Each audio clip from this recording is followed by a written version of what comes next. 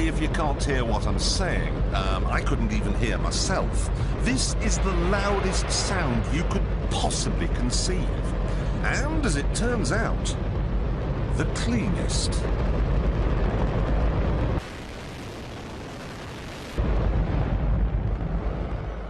Now, the most amazing thing is that that cloud up there, which was generated by the engine, is just a mixture of hydrogen and oxygen. It's water vapour.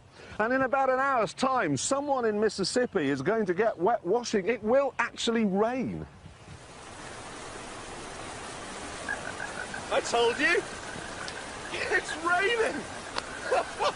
That's unbelievable! Oh, NASA's playing God. It's making its own weather.